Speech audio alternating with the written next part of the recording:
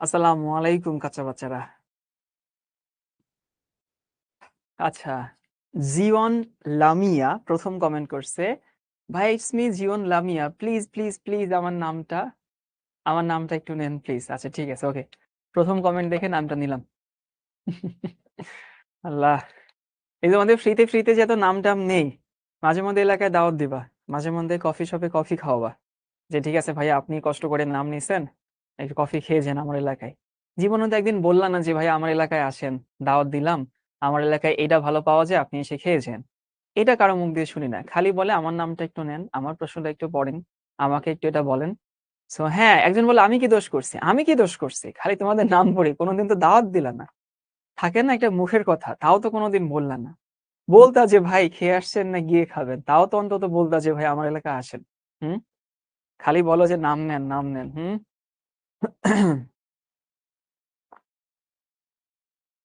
এখন বলো তোমাদের হালচাল কেমন যায়?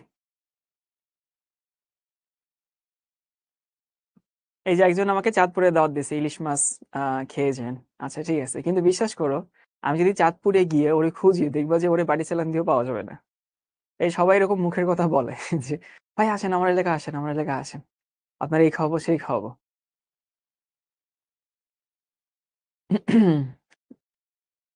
ওকে, তো যাই হোক গতকালকের ক্লাসে আমরা পড়ছিলাম হচ্ছে জটিল যৌগ এবং জটিল যৌগের দেখো কি পড়ছিলাম তোমাদের মনে আছে কিনা? জটিল যৌগের নাম পড়ছিলাম ১, জটিল যৌগের সংকরায়ন পড়ছিলাম, জটিল যৌগের আমরা চুম্বকত্ব পড়ছিলাম, জটিল যৌগের আমরা সন্নিবেশ সংখ্যা পড়ছিলাম এবং অ্যাকচুয়ালি আমরা কি পড়ছিলাম মনে আছে কিনা দেখো?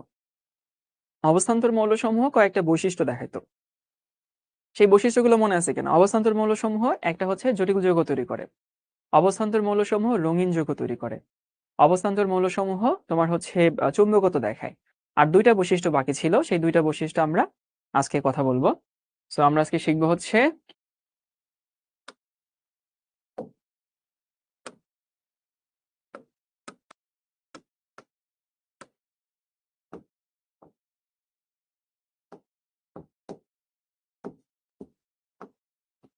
অবস্থান্তর মৌলের ৫ টা ধর্ম ছিল।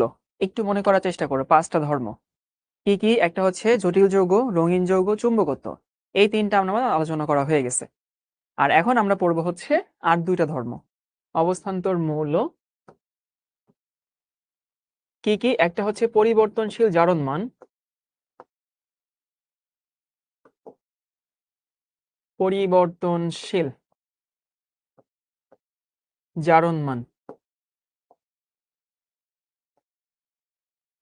যে অবস্থান্তর মৌলসমূহ পরিবর্তনশীল জারণ মান দেখায়। এটা তোমাদেরকে আমরা ওই ৫ টা ধর্মের মধ্যে একটা ছিল মনে আছে কিনা? নাম্বার ২ হচ্ছে এরা প্রভাবক হিসেবে কাজ করে। সো আমরা দেখব হচ্ছে প্রভাবন ধর্ম, ক্যাটালাইটিক প্রপার্টি। এই হচ্ছে আমাদের আজকের পড়ার টপিক। আরো সামনে আরো কিছু পড়ব। তাহলে একটা হচ্ছে পরিবর্তনশীল জারণ মান, একটা হচ্ছে প্রভাবন ধর্ম। হোসেন বলছে রঙিন যৌগ কোন কালার হবে সেটা বুঝি না। আচ্ছা ওইটা বোঝার দরকারও নাই। মানে ও প্রশ্ন করছে যে ভাই রঙিন যৌগ হবে বাট কোন রংটা হবে সেটা বুঝি না। এটা বোঝা আসলে খুবই টাফ। আমাদের তো আমি তোমাদেরকে ২ টা হচ্ছে দেখাইছিলাম। উদাহরণ দেখাইছিলাম। তো সেই ২ টা উদাহরণ জাস্ট তোমাদেরকে দেখানোর জন্য দেখাইছি বাট তোমাদেরকে রং বের করতে হবে না। আর গত ক্লাসে একটা হোমওয়ার্ক ছিল। সেই হোমওয়ার্কটা আমি একটু দেখাই। সবাই একটু লিখে নাও লাস্ট ক্লাসের হোমওয়ার্ক। এই বলো তো কি সংকরায়ন বের করছো তোমরা? গত ক্লাসে যে হোমওয়ার্ক দেওয়া ছিল কি সংকরায়ন বের করছো?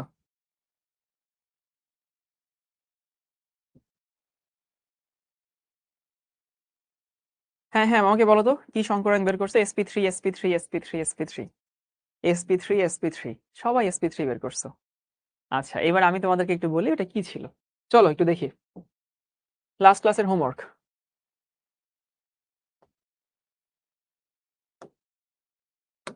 হোমওয়ার্কটা ছিল হতেছে টেট্রা অ্যামিন, এই যে 4টা অ্যামিন, তারপরে হচ্ছে কপার, এরপরে হচ্ছে সালফেট।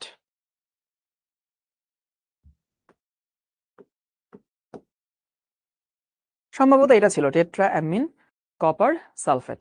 ওকে, এখন প্রথমত যে ভাই এখানে সন্নিবেশ সংখ্যা কত? সন্নিবেশ সংখ্যা 4। সুমাইয়া বলছে গলনাঙ্ক কি মুখস্থ করা লাগবে না? একটাও মুখস্থ করা লাগবে না, বাট ক্রম মনে রাখা লাগবে, কার থেকে কার বড়, কার থেকে কার ছোট, যেগুলো তোমাদেরকে আমি দেখাইছিলাম। So tetra amine copper sulphate, এটার আমরা প্রথমে বলি যে হইতেছে সন্নিবেশ সংখ্যা কত? সন্নিবেশ সংখ্যা হচ্ছে 4। সন্নিবেশ সংখ্যা 4। কেন 4 ভাইয়া?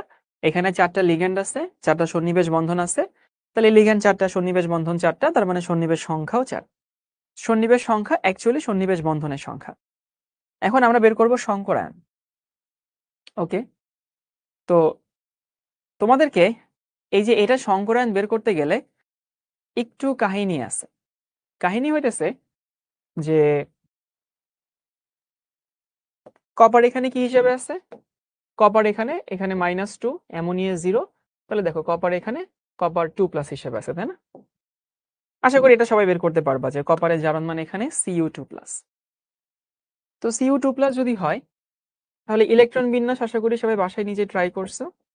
ইলেকট্রন বিন্যাস হইতেছে 3d হবে হচ্ছে 9, তারপরে 4s হচ্ছে 0 এবং 4pও লাগবে হয়তো আমি পরে নিতাম, আমি আগে থেকে নিয়ে নিচ্ছি, এটা হচ্ছে 0।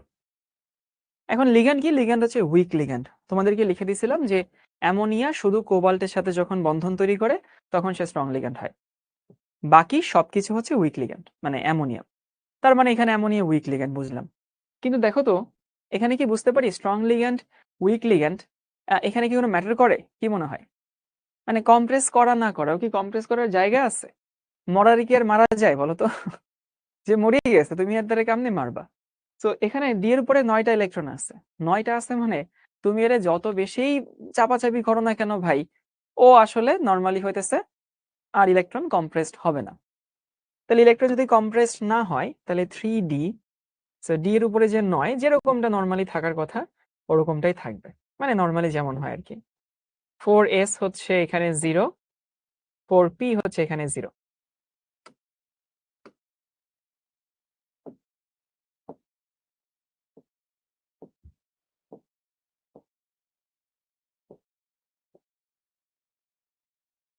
ওকে। একজনের নিক নেম হইতেছে ডিএমসি ড্রিমার। তো ডিএমসি ড্রিমার যার নিক নেম, সে স্প্যামিং করতেছে এটা বলে যে ভাইয়া অ্যামোনিয়ার উপরে 4 কই গেল, অ্যামোনিয়ার উপরে 4 কই গেল। সো ভাইয়া তুমি আসলে হচ্ছে গত ক্লাসটা করনি বা তার আগের ক্লাসটা করনি। অ্যামোনিয়া একটা চার্জ নিরপেক্ষ অণু, চার্জ নিরপেক্ষ অণুর জারণ সংখ্যা 0 হয়। সো তুমি একটু কাজ করবা, এরকম হুটহাট করে প্রশ্ন করে বিব্রতকর পরিস্থিতি তৈরি না করে আগের ক্লাস যদি দেখে না আসো তাহলে অবশ্যই আগের ক্লাসটা দেখে তারপরে এই ক্লাসে আসবা। সো ডিএমসি ড্রিমার ভাই তোমাকে বলতেছি, তুমি গত ক্লাসটা অবভিয়াসলি মিস করছো। গত ক্লাস মিস না করলে এই প্রশ্ন তুমি করতে না যে অ্যামোনিয়ার উপরে 0 কেন, অ্যামোনিয়ার উপরে 0 কেন। অ্যামোনিয়া একটা চার্জ নিরপেক্ষ অণু, চার্জ নিরপেক্ষ অণুর কোনো জারণ সংখ্যা হয় না, জারণ সংখ্যা 0 হয়। এখন কথা হচ্ছে যে এই যে ডি এর উপরে যে 9টা, সেই 9টা ইলেকট্রন আমার হচ্ছে এরকম আছে যেরকম থাকার কথা, 1 2 3 4 5 6 7 8 9। সো এই হচ্ছে ডি এর উপরে 9টা। এখন তোমার লিগ্যান্ড কয়টা? লিগ্যান্ড হচ্ছে 4টা। সো লিগ্যান্ড যদি 4টা হয় তাহলে অ্যামোনিয়া কয়টা আসবে? অ্যামোনিয়া 4টা আসবে। তো অ্যামোনিয়া যদি 4টা আসে, দেখো এইখানে অ্যামোনিয়া আসবে, এইখানে তো অ্যামোনিয়া আসতে পারবে না, তাই না? এইখানে অ্যামোনিয়া আসবে, এইখানে অ্যামোনিয়া আসবে, আর তোমাদের কাছে মনে হইতেছে যে এইখানে আরেকটা অ্যামোনিয়া আসবে। সো এই যে আরেকটা অ্যামোনিয়া যদি এইখানে আসে তখন কি সংকরণ হয় বলতো? ধরলাম যে আরেকটা লিখুন আগে থেকে, একটু ওয়েট করো। এইখানে যদি আরেকটা অ্যামোনিয়া আসে সংকরণ হয়ে যায় sp3, তাই না? সংকরণ sp3 হয়ে যায়। কিন্তু এখানে আবার কাহিনী আছে। প্রতিটা সংকরায়নের সাথে আকৃতি অ্যাসোসিয়েটেড, মানে প্রতিটা সংকরায়নের একটা রেলেভেন্ট আকৃতি আছে, বুঝছো?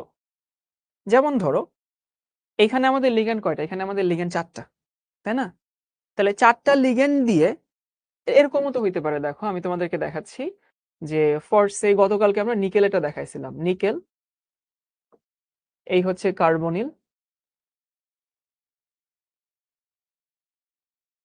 এই হচ্ছে কার্বনিল,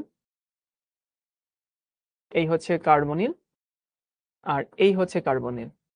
তোমরা কি এই যৌগের গঠনটার নাম বলতে পারবা যে এই গঠনটাকে আমরা কি গঠন বলি?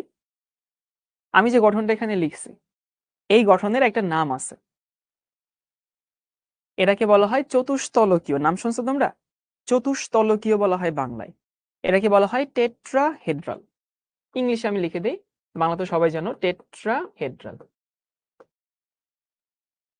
টেট্রাহেড্রাল মানে হচ্ছে 4 ঠ্যাং 4 দিকে থাকবে, বুঝছো? 4 ঠ্যাং 4 দিকে।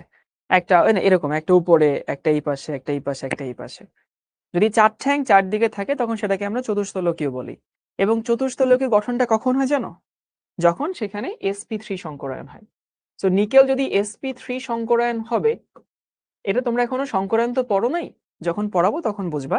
আপাতত মনে রাখো, যখন sp3 সংকরায়ন হয় তখন সেখানে আকৃতি হয় চতুস্থলকীয়। ওকে, ভালো কথা। এরপরে দেখো, আমি আরেকটা স্ট্রাকচার তোমাদের লিখি এইটার, Cu2+।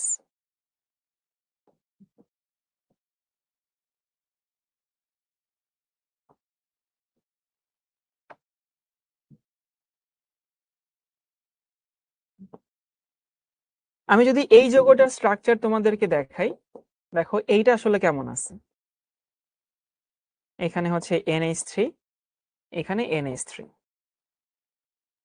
এখানে কিন্তু এখানেও 4 ঠ্যাং আছে, কিন্তু এখানে যেরকম 4 ঠ্যাং 4 দিকে ছিল, এখানে কিন্তু 4 ঠ্যাং 4 দিকে না, এরা কিন্তু একটা তলে আছে। দেখো যে এরা সবাই হচ্ছে একটা তলে আছে, মানে এই যৌগটা 2D আর কি, 2 ডাইমেনশনাল যৌগ, এবং দেখতে অনেকটা বর্গাকার না?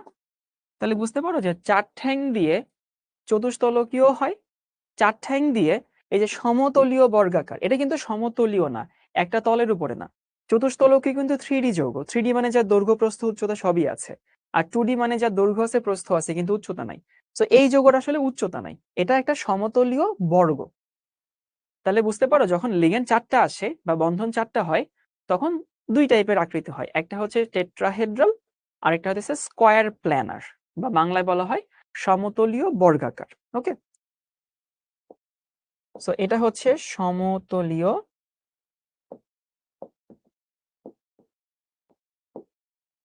বর্গাকার। তাহলে কথা হচ্ছে, আবারও বলতেছি, যখন লিগেন্ড 4টা থাকবে বা যখন 4টা বন্ধন হবে তখন 2 টাইপের আকৃতি হয় প্রকৃতিতে, একটা হয় হচ্ছে চতুস্তলকীয়, একটা হয় সমতলীয় বর্গাকার। যখন চতুস্তলকীয় হয় তখন সেখানে সংকরায়ন হয় হইতেছে sp3, আর যখন সমতলীয় বর্গাকার হয় তখন সংকরায়ন হয় হয় sp2d, না হয় হইতেছে dsp2। সমতলীয় বর্গাকারে এই দুইটার যে কোনো একটা সংকরায়ন হবে। এবং দেখো এই যে এখানেও আসলে কি, এখানেও 4টা আছে, s একটা, p দুইটা, d একটা, তাহলে sp3 এখানেও 4 হাত, আবার sp2d বা dsp এখানেও 4 হাত, কিন্তু ব্যাপারটা আলাদা। তাহলে তোমরা আপাতত এইটুকু একটু মনে রাখো, সেটা হতেছে প্রতিটা আকৃতির সাথে একটা অ্যাসোসিয়েটেড সংকরায়ন আছে। sp3 হইলে চতুস্তলকীয় হয়, আর sp2d বা dsp2 হইলে সমতলীয় বর্গাকার হয়। এখন তোমার কাছে প্রশ্ন আসতেই পারে যে ভাইয়া, এতদিন ধরে যতগুলো যৌগ আপনি দেখাইছেন, একটাতেও এইসব কথা আগে বলেন নাই, কারণ একটাতেও এই কথাগুলো আগে বলার দরকার হয়নি, কিন্তু এখন দরকার হচ্ছে। তো কথা হচ্ছে যে এই যৌগটা সমতলীয় বর্গাকার, তার মানে জীবনেও এই যৌগের আকৃতি মানে সংকরায়ন sp3 হবে না। সায়েন্টিস্টরা কিন্তু আগে সংকরায়ন বের করেনি, আগে যৌগের আকৃতি দেখছে তারপরে সংকরায়ন বের করছে, বুঝছো? মানে ব্যাপারটা এমন না যে তোমরা আমাকে শাওন ভাইয়া ডাকো দেখে আমার নাম শাওন, ব্যাপারটা এমন যে আমার নাম শাওন দেখেই তোমরা আমাকে শাওন ভাইয়া ডাকো। আমার নাম আমার খালামণি রাখছে, তো আমার নাম যদি আমার খালামণি রাখে, সে শাওন রাখছে দেখে তোমরা আমাকে শাওন ডাকো। তো তোমরা সবাই শাওন ডাকো দেখে আমার নাম শাওন, এমন না কিন্তু। সো মেইন কথা হইতেছে, আগে উচিত হইতেছে আকৃতি দেখা, তারপরে সংকরায়নে আসা। আর অন্য কোন যৌগে, যতগুলো আমি গতকালকে দেখাইছি, অন্য কোন যৌগে ব্যতিক্রমটা হয় না, এই একটা যৌগ আছে সেই ব্যতিক্রমটা হয়। তো তুমি যদি আরেকটা লিগ্যান্ড এইখানে আনো, তাইলে সেখানে sp3 সংকরায়ন হয়, বাট এই যৌগটা কখনোই sp3 হবে না, অ্যাজ এই যৌগটা কখনোই কি না, চতুস্তলকীয় না। সবাইকে এটুকু বুঝতে পারছে? একটু কমেন্ট করো তো, সবাই কি বুঝছি? আবারও বলতেছে যে সায়েন্টিস্টরা এক্সপেরিমেন্ট করলো, করে তারা দেখলো এই যৌগটা সমতলীয় বর্গাকার, তার মানে জীবনে এটা কি হবে না, sp3 হবে না। সো sp3 যদি না হয়, তাহলে এখানে sp3 ওই কি বলে, হয় sp2d হবে, না হয় dsp2 আসবে। তাহলে s হইলো একটা, ওকে গুড, সবাই বুঝতে পারছে। এটা কিন্তু অন্য কোনো যৌগে তুমি ফেস করবা না, এই সমস্যাটা কোনো যৌগে ফেস করবা না, এই একটা যৌগে তোমাকে ফেস করতে হবে, জাস্ট এই একটা যৌগে। তাহলে এখানে s হচ্ছে একটা, p হচ্ছে দুইটা। ওকে, তাহলে আমার এখানে 4d লাগবে। কারণ আমার তো ডি আনা লাগবে, তাই না? আমার তো সংকরায়ন sp2d এইদিকে তাকাইতে হইতেছে। সো ডি যদি আমার আনা লাগে, আমি এখানে 4d নিয়ে আসবো। 4d যদি নিয়ে আসি, এই হচ্ছে আমার 4d, এবং সেখানে মোট অরবিটাল আছে কয়টা? 5টা। 1 2 3 4 5, 1 2 3, এবং এখানে একটা লিগ্যান্ড আছে। অনেকে বলতে পারো যে ভাইয়া সে কি এটা ফাঁকা রেখে দিবে? হ্যাঁ, এটা ফাঁকা রেখে দেয় আসলে সে। তাহলে সে যদি এখানে ফাঁকা রেখে দেয়, তাহলে এস একটা, পি দুইটা, ডি একটা, সংকরায়ন কি? sp2d। এই হচ্ছে সংকরায়ন। তাহলে কি হইলো? তাহলে হইতেছে sp2d হইলো। এবং দেখো তো চুম্বকত্ব কি হবে? এই যে একটা বিজোড় ইলেকট্রন আছে না, তাহলে আমরা বলতে পারি চুম্বকত্ব হবে হচ্ছে প্যারাচুম্বকত্ব।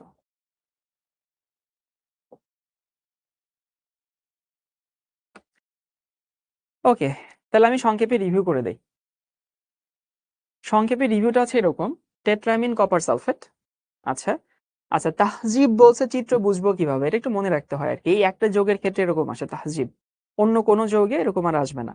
মানে সব যৌগে দেখবা যে প্রতিটা সংকরায়নের সাথে একটা বন্ধন কোণ অ্যাসোসিয়েটেড আছে, ওইটা তোমার এমনিতে মুখস্থ হয়ে যাবে। এখনো তো আমরা সংকরায়ন পড়ি নাই, কিন্তু এই একটা যৌগে হইতেছে তোমাকে একটুখানি ওয়েট করতে হবে। যেমন আমাকে দু একজন কমেন্ট করতেছে যে ভাইয়া আমি আজকে ফার্স্ট ভর্তি হয়েছি, অনেকে বলতেছে আমি গত ক্লাস করি নাই, আজকে ক্লাস কি বুঝবো কিনা। তুমি গ্যারান্টি আজকে ক্লাস তুমি বুঝবা না, কারণ আজকে আমাদের কত নম্বর ক্লাস? আজকে আমাদের হচ্ছে আহ এই চ্যাপ্টারের উপরে ক্লাস হচ্ছে 8 নম্বর। তাহলে 8 নম্বর ক্লাস তুমি যদি এখানে আসো, তাহলে আগে যে 7টা ক্লাসে পড়ানো হয়েছে সেখানে তো অনেক জিনিস পড়ানো হয়েছে, যেটা অবশ্যই তোমাকে হচ্ছে এই ক্লাসে কনসেপ্ট কাজে লাগবে। সো হুট করে মাঝখানে একটা ক্লাসে এসে তুমি বুঝবা না, যারা গত ক্লাস করনি তারা আজকে ক্লাস আসলেই বুঝবা না।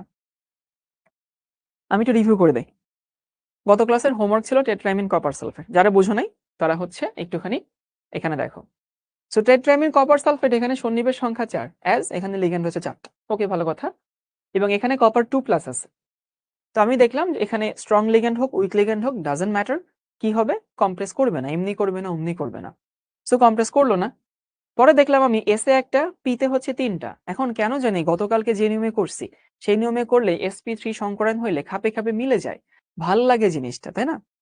এখন এই যে খাপে খাপে মিলে গেলে হবে না, এই একটা যৌগে তুমি শুধু এই ব্যতিক্রমটা পাবা যে sp3 হইলে আমাদের ভাল লাগতো, এটা তোমারও ভাল লাগতো, আই গেস। তো তোমার যদি ভালো লেগে থাকে, বাট হবে না, কারণ আমি জানি চতুস্তলীয় গঠন sp3 হয়। সো এই যৌগটা আমরা আগে থেকেই জেনে নিছি যে এই যৌগটা হচ্ছে, যেমন তোমরা অনেক সময় কি করো, তোমরা অনেক সময় কোন একটা বন্ধুর সিক্রেট তুমি জানো, বুঝছো, যে ও ওই জায়গায় গেছিল এবং গিয়ে এর সাথে ওর সাথে এই কথা হয়েছে। তারপরে তুমি জানার পরেও ওই বন্ধুরে গিয়ে তুমি বলো, এই কি অবস্থা, গতকালকে তুই কইছিলি। এবং তখন আমরা কি করি? তখন আমরা হইতেছে ওই বন্ধু কথা বলে, ধরো সে মিথ্যা কথা বলতেছে, এবং আমরা মিট মিট করে হাসি আর কি। কারণ অলরেডি আমি তো জানি যে হইতেছে ও কি করছে, কখন গেছে, আর এখন কি বলতেছে। এটা অনেক সময় হয় না? তো এখানে আসলে তাই হয়েছে যে আমি আগে জেনে গেছি যে এটা sp3 হবে না। সো ও যদি sp3 সংকরায়ন দেখাইতে চায়, তো আমরা তো জেনে গেছি এটা জীবনে sp3 হবে না, অন্য কিছু হবে। সো অন্য কি হইতে পারে? যেহেতু এই যৌগটা সমতলীয় বর্গাকার, যেহেতু এই যৌগটা সমতলীয় বর্গাকার, তাহলে এর জন্য দুইটা সংকরায়ন পসিবল। একটা হচ্ছে sp2d অথবা dsp2। সেটা কি হইলো? s একটা হইলো, p দুইটা হইলো, d একটা হইলো। এবং এখানে যেহেতু বিজোড় ইলেকট্রন আছে, তার মানে এটা কি চুম্বক? প্যারাচুম্বক। এরপরে আসি, যারা হচ্ছে কোন কোন বইয়ে তুমি দেখবা যে এখানে dsp2 সংকরায়ন আছে। আমি এটা লিখেও দেই যে হইতেছে কোন বইয়ে, কোন বইয়ে dsp2 সংকরায়ন থাকতে পারে, সংকরায়ন থাকতে পারে। কনফিউজড হয় না তুমি, আমি যেটা পড়াইছি এটাই পড়ো, যেটা আমি পড়াইছি সেটাই তুমি পড়বা। আমাদের হোমওয়ার্ক হচ্ছে শেষ। এবার আমরা হচ্ছে এই বৈশিষ্ট্যে চলে যাই, পরিবর্তনশীল জারণ মান।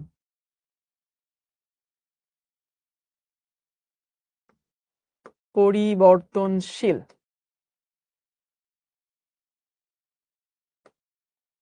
পরিবর্তনশীল জারণ মান।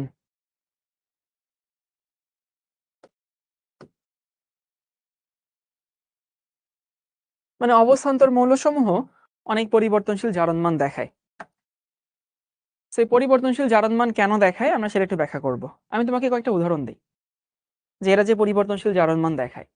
যেমন ধরো তুমি দেখছো কিনা যে ম্যাঙ্গানিজ কখনো কখনো হইতেছে Mn2+ দেখায়, কখনো কখনো হইতেছে Mn4+ দেখায়, কখনো কখনো Mn6+ দেখায়, কখনো কখনো Mn7+ও দেখায়। তুমি দেখবা আয়রন কখনো হইতেছে Fe2+ দেখায়, কখনো কখনো Fe3+ দেখায়।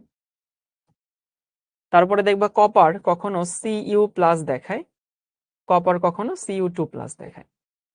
যদি কারো আমার কথা বিশ্বাস করতে কষ্ট হয় আমি তোমাদের প্রতিটা উদাহরণ লিখে দিচ্ছি। যে এইটার উদাহরণ হইতেছে MnO2, সেটা হইতেছে MnCl2, এটার উদাহরণ হইতেছে MnO2, এটার এক্সাম্পল হচ্ছে K2MnO4, আর এটার এক্সাম্পল হইতেছে KMnO4। বের করে দেখো জারণমান আমি যা বলছি তাই। আর এগুলোর উদাহরণ তো তুমি অলরেডি জানো, যেমন এখানে হচ্ছে ফেরাস ক্লোরাইড, এটা একটা ফেরিক ক্লোরাইড FeCl3, আর এখানে হইতেছে কপার সালফেট CuSO4 Cu2Cl2।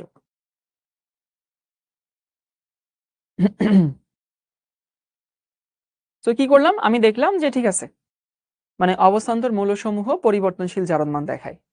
এখন এই যে অবস্থান্তর মৌলসমূহ পরিবর্তনশীল জারণমান দেখায়, বিভিন্ন জারণমান সে দেখাচ্ছে, তাহলে কথা হচ্ছে ওই জারণমানগুলো কেন দেখায়, আমরা একটু কারণটা দেখব। ওকে, তো সবাই একটু কারণটা লিখে নাও। কারণ কেন দেখায় আর কি।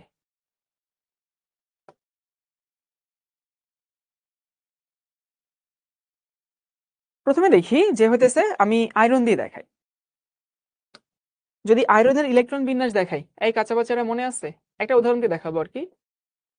Fe ইলেকট্রন বিন্যাস করলে কি দাঁড়ায়, দাঁড়ায় হচ্ছে আর্গন, দেন হচ্ছে 3d বা 4s2 3d6। এখন আমাকে বলো ইলেকট্রন প্রথমে কই থেকে ছাড়ে, শেষ শক্তি স্তর না বহিস্থ শক্তি স্তর? তাই আমাকে এটা বলো, কোন মৌল যদি ইলেকট্রন ছাড়ে সে কই থেকে ছাড়বে, শেষ নাকি বহিস্থ? জানা আছে? হ্যাঁ, যে লামিয়া সবার আগে উত্তর দিছে, সে কিন্তু শেষ শক্তি স্তর থেকে ছাড়ে না। আরে বাবা, শেষ শক্তি স্তর থেকে ছাড়ে না, বহিস্থ শক্তি স্তর থেকে ছাড়ে, আউটার মোস্ট শেল। এখানে শেষ শক্তি স্তর 3d বাট বহিস্থ শক্তি স্তর 4s। সো নর্মালি ইলেকট্রন ছাড়লে সে বহিস্থ স্তর থেকে আগে ছাড়বে। এই তোমরা অনেকে ক্লাসে আগে উত্তর দেওয়ার জন্য ভুল উত্তর দাও। আগে উত্তর দেওয়াটা ইম্পর্টেন্ট না, সঠিক উত্তর দেওয়াটা ইম্পর্টেন্ট। চেষ্টা করবা সঠিক উত্তর দেওয়ার। সো সে বহিস্থ ছাড়বে, 4s থেকে ছাড়বে। এখন 4s থেকে ইলেকট্রন কয়টা আছে, দুইটা আছে, তাহলে আয়রন নর্মালি দুইটা ইলেকট্রন ছাড়বে। যদি সে দুইটা ইলেকট্রন ছাড়ে তাহলে দেখো Fe2+, এখানে আর্গনের জায়গায় থাকবে মানে 18, এবং 4s0 3d হচ্ছে 6। তাহলে আয়রন 2+ হইল। তাহলে আমরা বলতে পারি যে হইতেছে ভাইয়া কোন একটা মৌল তার বহিস্থ শক্তি স্তর থেকে ইলেকট্রন ছেড়ে দিল, তো ইলেকট্রন ছাড়লে আমাকে কি হবে, আমাকে হইতেছে ভাই সে আয়ন তৈরি করলো। তাহলে আয়রন তো Fe3+ হওয়ার কথা না, বাট সে Fe3+ হয়। কেন হয় জানো? কারণ আয়রনের ক্ষেত্রে বা অন্য যে কোনো ডি ব্লক বা অবস্থান্তর মৌলের ক্ষেত্রে এই 4s এবং 3d এদের শক্তি খুবই কাছাকাছি। আবারও বলতেছি, 4s এবং 3d খুবই কাছাকাছি শক্তির, মানে সে আরেকটা ইলেকট্রন ছাড়ে। আয়রন দেখতে চাচ্ছে বাবা আমি যদি আরেকটা ইলেকট্রন ছাড়ি আমার তো লাভ আছে। তো ভাই কি লাভ? লাভ হচ্ছে দেখো 4s 0 হয় এবং 3d 5 হয়। 3d 5 হলে কি লাভ হয়েছে? হ্যাঁ, লাভ হয়েছে। কেন লাভ হয়েছে?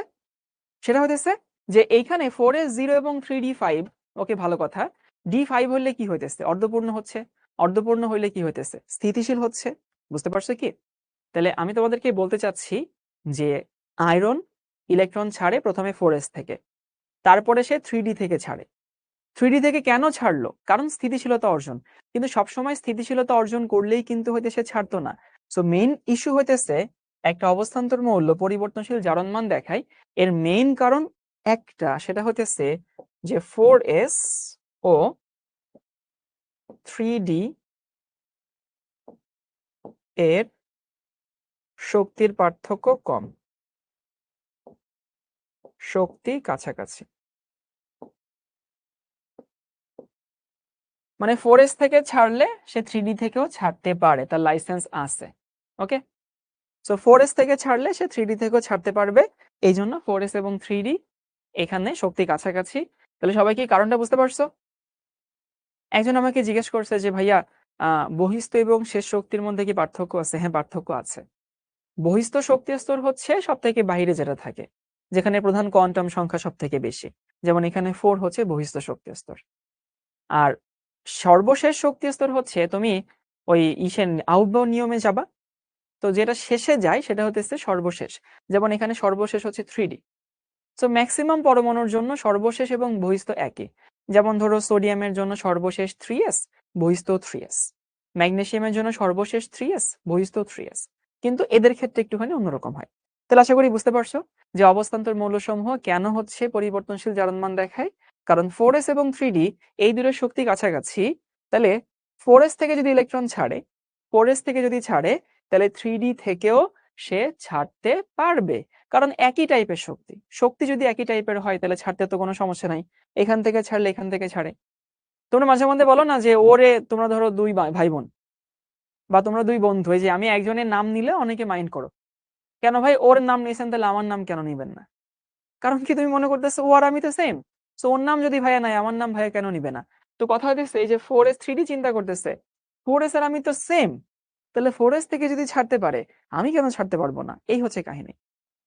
এখন বুঝতে পারছো? এখন বলো তো ভাই, Fe2+ আর Fe3+ এর মধ্যে কোনটা বেশি স্টেবল? তোমার কমন সেন্স কি বলে যে কোনটা প্রকৃতিতে বেশি স্থিতিশীল অবস্থায় থাকে? চিন্তা করো তো, 4s এবং 3d, মানে যে 2+ আর 3+ এর মধ্যে কোনটা বেশি স্টেবল? গুড, এই তো সবাই পারছো, মাশাআল্লাহ।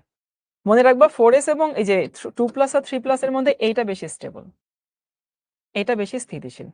কারণ তুমি দেখলে এই যে ইলেকট্রন বিন্যাস হচ্ছে দেখাইলাম, ইলেকট্রন বিন্যাস অনুযায়ী হইতেছে Fe3+ বেশি স্টেবল। এবার আমি যখনই তোমাকে এটা দেখাবো ক্লাসে, তারপর তুমি যখন বাসায় আরেকটা পড়বা তোমাকে সেটা আমি একটু দেখাই। কপারটা দেখাবো, এই নামাজের ব্রেকের কথা আমার মাথায় আছে, মনে করে দেওয়া লাগবে না। এখানে হচ্ছে আর্গন, তারপর হচ্ছে 4s1, 3d হচ্ছে 10। দেখো এই হচ্ছে কপারের ইলেকট্রন বিন্যাস। ওকে, 4s1 3d 10। তাহলে কপার প্রথমে বহিস্থ শক্তি স্তর থেকে ছাড়বে, যদি বহিস্থ শক্তি স্তর থেকে ছাড়ে তাহলে কপার প্লাস হবে। তাহলে এখানে আর্গন মানে 18, তাহলে 4s0 3d 10। তাহলে বলো তো ভাই, কপারের কি আর নতুন কোনো জারণমান তৈরি হওয়ার কথা? তোমার বিবেক কি বলে? আবেগ দিয়ে বইলো না, বিবেক দিয়ে বইলো। কপারের কি আর কোনো জারণমান দেখানোর কথা? ইলেকট্রন বিন্যাস কি হয়ে গেছে দেখো তো, সুন্দর মতো একেবারে খাপে খাপ, ডি এর উপরে 10। বুঝতে পারো কি? তো কপারে কিন্তু আর কোনো জারণমান দেখানোরই কথা না, কিন্তু কপার কিন্তু আরেকটা জারণমান দেখায়, তুমি নিজেই জানো, কপার 2+, এবং সেখানে 4s0 হয় এবং 3d 9 হয়। এবং আরেকটা মজার ব্যাপার হতেছে, খালি যে কপার এই যে এটা দেখায় তা না, কপারের এটাই বেশি স্টেবল, মানে এর যৌগ প্রকৃতিতে বেশি স্টেবল দেখায়। তাহলে বুঝতে পারছো এই যে এখানে তো আসলে মিললো না, তাই না? সম্পর্ক বদলে গেল একটি পলকে। এখন তুমি কিভাবে কি ডিল করবা? আগেরটাই ইলেকট্রন বিন্যাস দিয়ে খুব সুন্দর মতো ব্যাখ্যা দিয়েছি যে Fe3+ বেশি স্থিতিশীল, ভালো কথা। তো এইখানে ইলেকট্রন বিন্যাস দিয়ে ব্যাখ্যা করতে গেলে তো আসলে এটা তো তৈরি হওয়ার কথা না, এটা তো এর জন্মই হওয়ার কথা না। তো তৈরি হয়েছে তো হয়েছে, তাও মেনে নিলাম, এবং তারপরে আবার এটা খালি তৈরি হয় না, এটা বেশি স্থিতিশীল হয়ে গেছে। তা জিনিসটা কেমন? তো আসলে বলে দেই শোনো, একটা মৌল যখন একাধিক জারণমান দেখায় তখন কোন জারণমানটা বেশি স্থিতিশীল হবে সেটা না শুধু ইলেকট্রন বিন্যাসের উপরে নির্ভর করে না। ইলেকট্রন বিন্যাস একটা ফ্যাক্টর, কিন্তু আরো অনেক ফ্যাক্টর এখানে আছে, আরো অনেক ফ্যাক্টর আছে। কিরকম দেখো, সেই মৌলের আকার একটা ফ্যাক্টর হতে পারে, সেই মৌলের নিউক্লিয়াসের চার্জ একটা ফ্যাক্টর হইতে পারে, সেই মৌলের কতগুলো স্তর নিয়ে ইলেকট্রন গুলো আছে, অনেকগুলো ফ্যাক্টর আছে। এখন এতগুলো ফ্যাক্টর নিয়ে তো আমরা অ্যানালাইসিস করতে পারবো না, বুঝছো? তো তুমি আসলে কি মনে রাখবে, যেমন ধরো তোমার বইতে এরকম ব্যাখ্যা দেওয়া আছে, মানে তোমার বইতে কি ব্যাখ্যা দেওয়া আছে সেটা বলি আর কি। তোমার বইয়ের ব্যাখ্যা দিচ্ছি। তোমার বই বলে এখানে প্রোটন হচ্ছে 29টা, এখানেও প্রোটন 29টা, তোমার বই এটা বলে, আমি মেনে নিলাম। তোমার বই বলে এখানে ইলেকট্রন হচ্ছে 28টা, আর এখানে ইলেকট্রন হচ্ছে 27টা। এখন তোমার বই অনুযায়ী দেখো এখানে ইলেকট্রন 27টা, মানে ইলেকট্রন কম আছে। ইলেকট্রন যদি কম আছে তার মানে কি ইলেকট্রন গুলোকে টেনে ধরে না ভিতরে, মানে কম্পারেটিভলি প্রোটন এখানে বেশি। সো এইখানে ইলেকট্রন গুলো টাইট ভাবে ভেতরে আটকে আছে, এটা তোমাদের বই বলে। তাহলে সেই ব্যাখ্যা তো তুমি এইখানে দিতে পারবা না, সেই ব্যাখ্যা তো এখানে খাটে না। সো আমি যেটা বলতেছি এটা মনে রাখো, যে একটা মৌল যখন একাধিক জারণ মান দেখায় তখন কোন জারণ মানটা বেশি স্টেবল এটা আসলে না জানলে বলা পসিবল না, তোমাকে জানতে হবে। সো আমি তোমাকে বলে দিচ্ছি, এই যে এই যৌগগুলোর মধ্যে কপারের ক্ষেত্রে এটা বেশি স্টেবল, এই যে এটাও কপারের ক্ষেত্রে বেশি স্টেবল, আর এই ক্ষেত্রে এটা হচ্ছে বেশি স্টেবল। এমসিকিউতে যদি আসে মুখস্থ তো করে দিলাম, Mn2+ বেশি স্টেবল, Fe3+ বেশি স্টেবল, আর Cu2+ বেশি স্টেবল। এখন ভাই কি দেখে বলছেন? আসলে কোনো কিছু দেখে এখানে বলা যাবে না, কারণ 6-7টা ফ্যাক্টর আছে।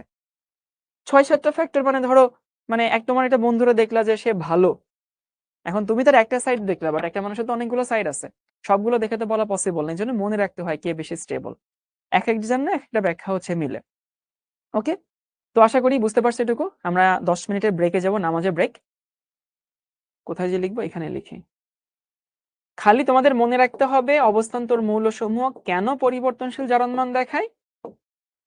দেখায় হইতেছে এই কারণে 4s এবং 3d শক্তির পার্থক্য কম, এটা হচ্ছে আমাদের এখান থেকে মেইনলি মনে রাখার জিনিস। আর কার কোন জারণমানটা মোস্ট স্টেবল ফর্ম সেটা মনে রাখা লাগবে।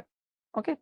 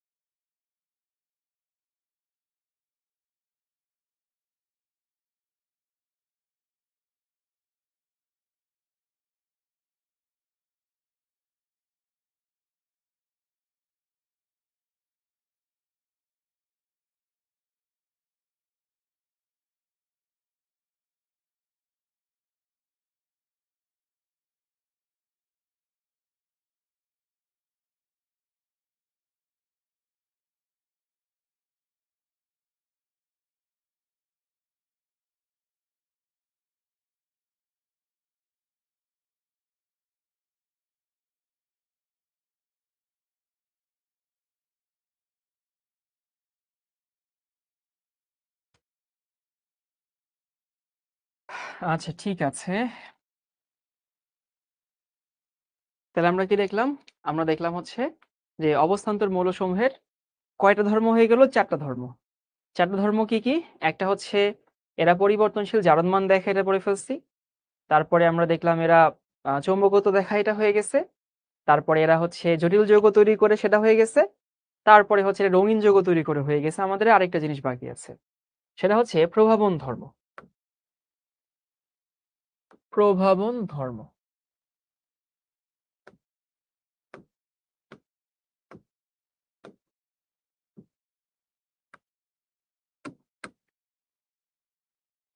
মানে অবস্থান্তর মৌলসমূহ প্রভাবক হিসেবে কাজ করে।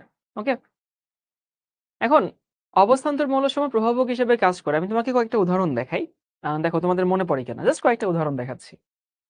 এই রিঅ্যাকশনে তোমাদের মনে আছে যে হচ্ছে তুমি যদি অ্যালকিন নাও, ইথিন, দেখো বাচ্চাকালে পড়ছিলা, ইথিন নিতা, তার সাথে হাইড্রোজেন নিতা, এবং মনে পড়ে এখানে নিকেল চূর্ণ নিতা, আর 180°C তাপমাত্রা নিতা। এই যে তুমি যে নিকেল চূর্ণ নিতা, সেখানে কি তৈরি হয়? সেখানে তৈরি হয় এখানে CH3, এখানে CH3। এখন দেখো এই নিকেল একটা কি মৌল? নিকেল একটা অবস্থান্তর মৌল, তাই না? তাহলে যে নিকেল একটা অবস্থান্তর মৌল, বুঝতেই পারছো, তার মানে সে প্রভাবক হিসেবে কাজ করছে। তারপরে দেখো মনে আছে কিনা যে 3 অণু হাইড্রোজেন, তুমি এর সঙ্গে নাইট্রোজেনের বিক্রিয়া করছো, এবং এখানে মনে আছে এখানে আয়রন চূর্ণ লাগে, এবং এখানে হচ্ছে কি তৈরি হয়? 2 অণু অ্যামোনিয়া তৈরি হয়। এই যে আয়রন কি মৌল?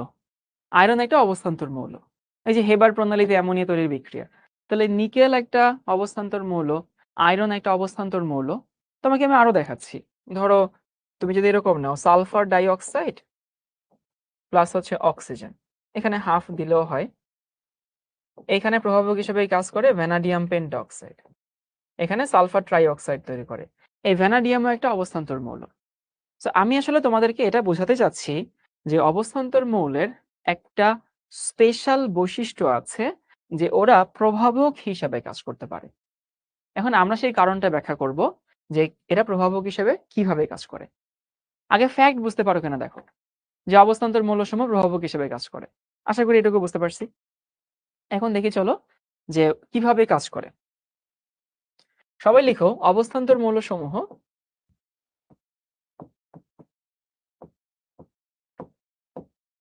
অবস্থান্তর মৌলসমূহ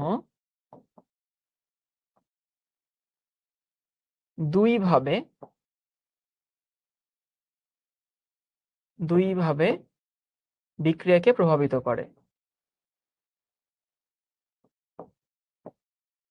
বিক্রিয়াকে প্রভাবিত করে।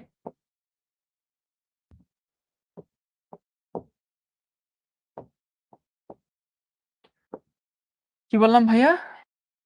মানে আমরা একটু অবস্থান্তর মৌলের এই যে আসলে হচ্ছে একটা ক্যাপাসিটি আছে, একটা একটা ক্ষমতা আছে। সেই ক্ষমতা হচ্ছে আমরা দেখব যে অবস্থান্তর মৌলসমূহ ইউজুয়ালি দুইটা মেকানিজমে বা দুইটা কৌশলে একটা বিক্রিয়াকে প্রভাবিত করে। আমরা সেই দুইটার প্রথমটা এক এক করে দেখবো আর কি।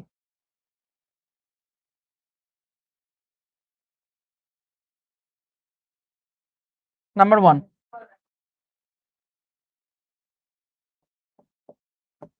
অধিশোষণ মেকানিজম। অধিশোষণ। এখন আমি জানি তোমরা অনেকেই অধিশোষণ এটা জানো না, যে অধিশোষণ জিনিসটা কি। আমি তোমাদেরকে একটু বুঝাই দেই। দুইটা টার্ম, একটা টার্ম হচ্ছে শোষণ, ওকে, আর একটা হচ্ছে অধিশোষণ। তোমরা কি বলতে পারবা যে অধি বাংলা ব্যাকরণের আসলে কি? অধি হচ্ছে বাংলা ব্যাকরণের উপসর্গ, ওকে। এখন বাংলা ব্যাকরণের উপসর্গ পড়লাম, উপসর্গের কি আছে? উপসর্গের অর্থবাচকতা আছে, অর্থবাচকতা নেই, অর্থদ্যোতকতা আছে।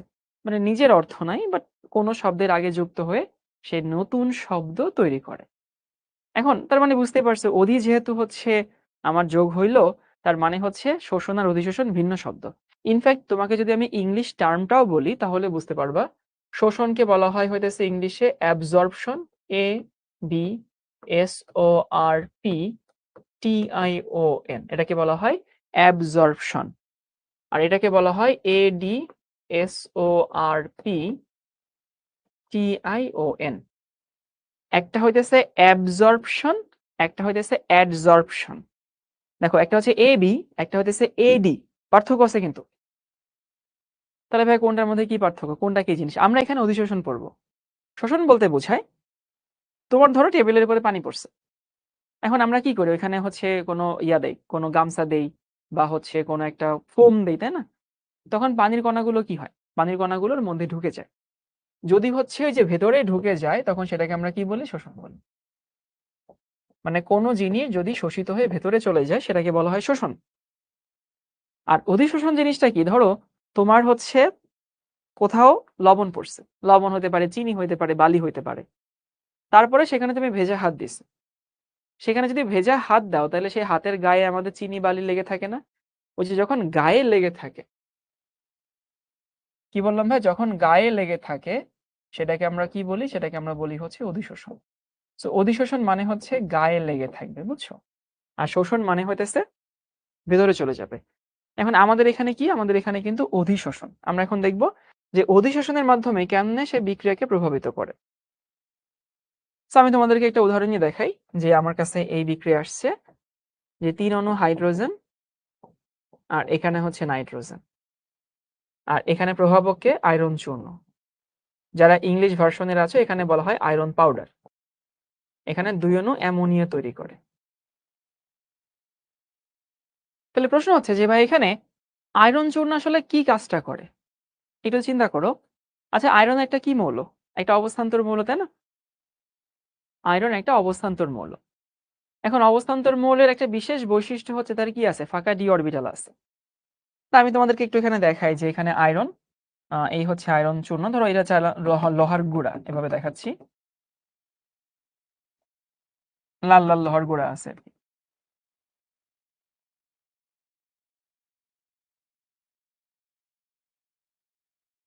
আয়রন চূর্ণ নেওয়া হয়, কিন্তু একেবারে আয়রন নিলে হবে না, আস্ত আয়রন নিলে, লোহার খণ্ড নিলে হবে না, একেবারে পাউডারের মতো নিতে হবে। তো ধরলাম এই হচ্ছে আমার লোহার গুঁড়া, আয়রন চূর্ণ।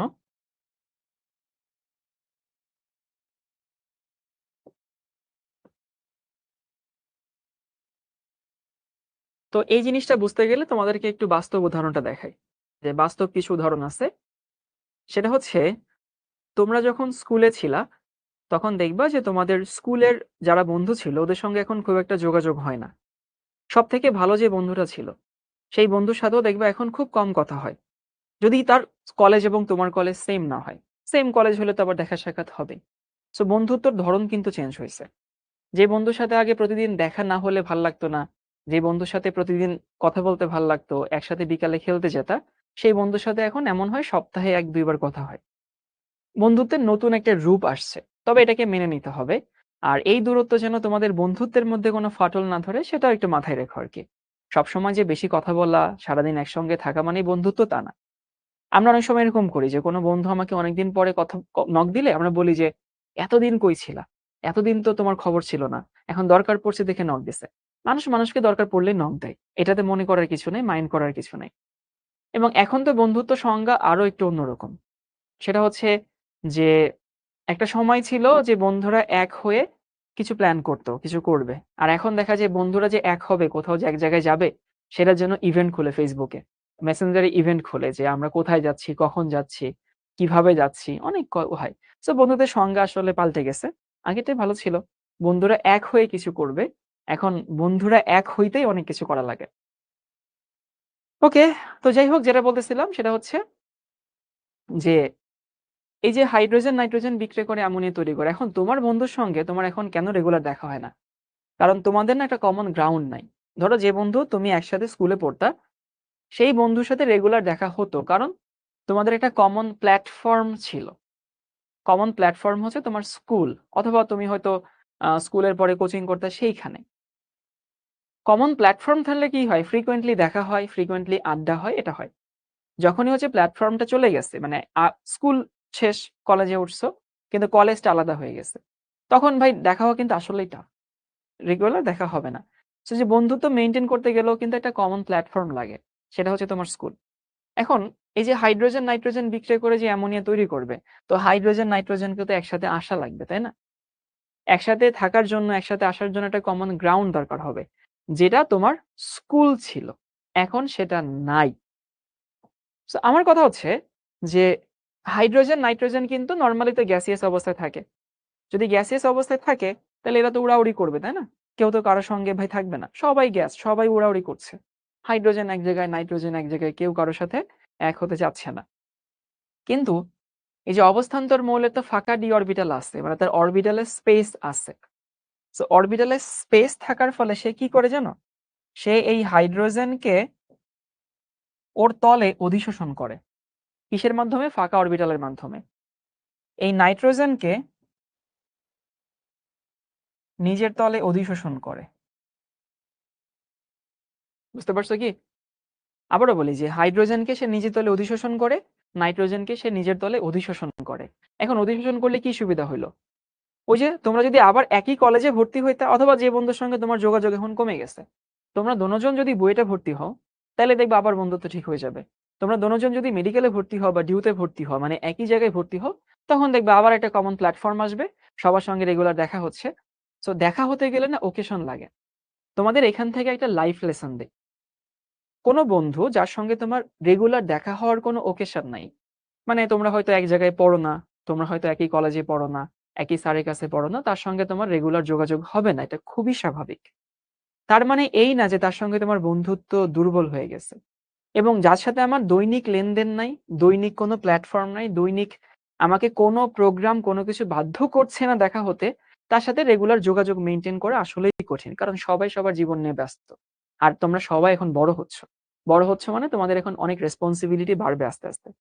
কিন্তু একটা বন্ধুর সঙ্গে আমার ৭ দিন কথা না হলেই তার সঙ্গে আমার বন্ধুত্ব দুর্বল হয়ে গেছে, এটা যেন না হয়। ওই বন্ধুর সঙ্গে তোমার কখন কথা হবে? হয়তো ১ মাস পরে কোনো একটা কাজে তুমি তাকে ফোন দিছো। কোনো একটা তথ্য জানতে ফোন দিছো, কোনো একটা দরকারে ফোন দিছো, বা সে তোমাকে ফোন দিছে। তখন যেন এরকম মনোভাব না আসে যে ও আমাকে শুধু দরকারে ফোন দেয় বা আমি ওকে শুধু দরকারে ফোন দিই, এরকমটা যেন না আসে। তুমি যত বড় হবা তত এই রিয়েলিটি বুঝতে শিখবা যে কমন প্ল্যাটফর্ম যদি না থাকে, তুমি যদি একই স্কুলে না পড়ো, একই কলেজে না পড়ো, একই অফিসে জব না করো, যোগাযোগ মেইনটেইন করা বড় হইলে একটু কঠিন হয়ে যায়। এই যোগাযোগ মেইনটেইন করতে না পারা মানে বন্ধুত্ব শেষ হয়ে যাওয়া না। যোগাযোগ মেইনটেইন করতে না পারা মানে যোগাযোগ মেইনটেইন করতে না পারা, আর কিছু না। সো আর মানুষ মানুষকে দরকার পড়লেই নক দিবে। সো কখনো যেন এই মেন্টালিটি বন্ধুত্বের মধ্যে না আসে যে ও খালি আমারে দরকারে নক দেয়। ও তোমাকে দরকারেই নক দিবে। তুমি ওকে দরকারেই নক দিবা। ২ মাস পরে দরকারেই নক দিবা। এটা একটু মাথায় রাখবা। আবার অনেক সময় আমরা খুব অজুহাত দেখাই যে এই সময়টা কত ভালো ছিল, আমরা একসঙ্গে মিশতাম। দেখো, লাইফে চেঞ্জ হচ্ছে সবথেকে কনস্ট্যান্ট জিনিস। লাইফ পরিবর্তনশীল। তুমি যদি ২ বছর আগে পড়ে থাকো, তোমার হতাশা ভর করবে তোমার মধ্যে। পরিবর্তনটাকে একসেপ্ট করতে হয়। নতুনত্বকে গ্রহণ করতে হয়। নতুনত্বকে ভালোবাসতে হয়, তারপরে লাইফে আগাইতে হয়। তা না হলে ভাই তুমি যতই পুরাতনকে নিয়ে পড়ে থাকো, দুনিয়া আসলে পুরাতনকে নিয়ে পড়ে থাকে না। তোমার কাছে মনে হতে পারে স্কুল লাইফ অনেক ভালো ছিল। হয়তো ভালো ছিল। কিন্তু তুমি তো জীবনে সেখানে ফেরত যেতে পারবা না। তুমি যদি স্কুল লাইফ নিয়ে পড়ে থাকো, তোমার বন্ধুর আগে যেরকম হচ্ছে ছিল, দৈনিক দেখা হইতো, সেটা নিয়ে যদি পড়ে থাকো, তাহলে তুমি এখন হতাশ হবা। সো জীবন পরিবর্তনশীল, পরিবর্তনকে একসেপ্ট করতে হয়, পরিবর্তনকে ওয়েলকাম করতে হয়। নতুন পরিবর্তনকে স্বাগত করে একসেপ্ট করার চেষ্টা করতে হয় এবং এটাকে এনজয় করতে হয়। এটা হচ্ছে জীবনের সৌন্দর্য। তুমি যদি সেই আসলে 9-10 এ পড়ে থাকো, জীবনে কিন্তু হতাশা আসবে। কারণ ওটা তুমি কোনদিন ফেরত পাবা না। ওকে? সো বন্ধুত্বর মধ্যে যেন দূরত্ব, কমিউনিকেশন গ্যাপ, লেনদেন, এই টাইপের ইস্যু গুলো যেন কখনো না আসে। মনে রাখবে বন্ধুত্ব খুব স্ট্রং একটা জিনিস। তো এখানে কি হলো? আমি ওদেরকে একটা কমন প্ল্যাটফর্মে নিয়ে আসছি। যেখানে কি হলো? এই যে হাইড্রোজেন, নাইট্রোজেন কাছাকাছি আসলো। এই কাছাকাছি আসলে কি হবে? বিক্রিয়ার রেট কি বাড়বে না কমবে? বিক্রিয়া ফাস্ট হবে না স্লো হবে বলো তো? তোমার কমন সেন্স কি বলে? যে এই যে এরা যখন একসঙ্গে আসলো, তখন হইতেছে এই যে হাইড্রোজেন, নাইট্রোজেন কি হইলো? কাছাকাছি আসলো না? কাছাকাছি আসলো মানে কি? বিক্রিয়া আরো বেশি ফাস্ট হয়ে গেল। কারণ ওদের মধ্যে কি হবে? সংঘর্ষ বাড়বে। এবার তোমাদেরকে বুঝাই লোহার টুকরা কেন নেওয়া হয়।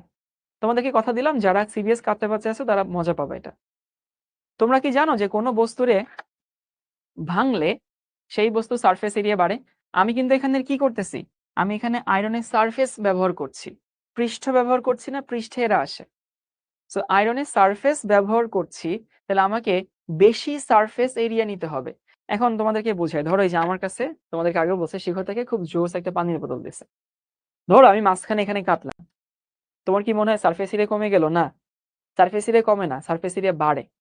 কখনো যদি কোনো কিছুকে তুমি ভাঙো, সারফেস এরিয়া বাড়ে। যেমন ধরো যদি এখানে কাটি, তাইলে যে এই যে যে দুইটা তল কাটলা, সেখানে একটা সারফেস তৈরি হলো না? এই পাশে একটা সারফেস তৈরি হলো, এই পাশে একটা সারফেস তৈরি হলো। এখানে যদি কাটো, আরেকটা সারফেস তৈরি হলো। সো কোনো বস্তুকে যতবার কাটবা ততবার সারফেস এরিয়া বাড়বে। তুমি যদি সেটাকে স্ম্যাশ করো, গুঁড়া করো, তাহলে সারফেস এরিয়া অসীম পরিমাণ বাড়ে। এই জন্য এখানে আমরা আয়রন চূর্ণ নেই।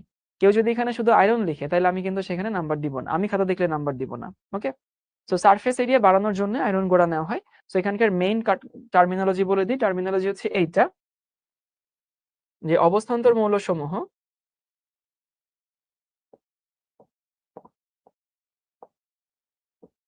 মৌল তার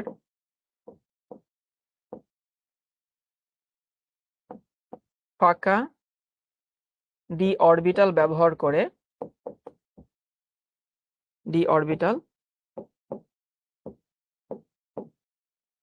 ব্যবহার করে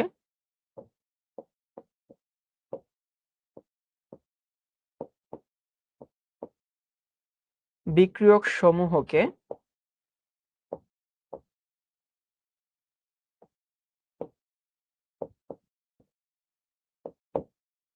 অধিশোষিত করে।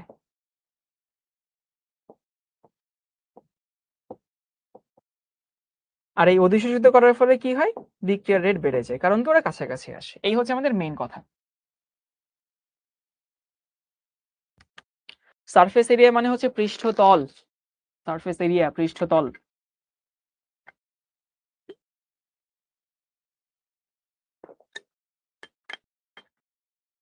সবার কি লেখা হয়েছে? আচ্ছা, আমাকে মেহজাবিন একটা ভালো প্রশ্ন করছে। মেহজাবিন যারা বলছে, ভাই আয়রন ছাড়া কি অন্য কিছু নেওয়া যাবে না? হ্যাঁ, অন্য কিছু হয়তো নেওয়া যেত, কিন্তু দেখো এগুলো তো সব কমার্শিয়াল রিয়াকশন। অ্যামোনিয়া তৈরি করা হয় কোন শিল্পে? অ্যামোনিয়া তৈরি করা হয় হইতেছে তোমার ইউরিয়া শিল্পে। এখন ইউরিয়া শিল্পে একটা কমার্শিয়াল প্রোডাকশন। তো এখানে অন্য কিছু নিলেও হয়তো হইতো, কিন্তু ধরো অনেকবার এক্সপেরিমেন্ট করে করে করে করে দেখা হয়েছে যে আয়রন নিলে সব থেকে রেট বেশি হয়, বুঝছো? সেই জন্য অন্য কিছু নিলেও হয়তো হইতো, বাট এটা নিলে হয়তো সব থেকে ভালো হয়, তার জন্য এটা নিতে হয়। যারা কি বুঝতে পারছি? ওকে, এবার আমরা আরেকটা মেকানিজম দেখি। বলছিলাম না দুইটা মেকানিজম। সেকেন্ড সেকেন্ড হচ্ছে, লিখে নাও অন্তর্বর্তী অন্তর্বর্তী অন্তর্বর্তী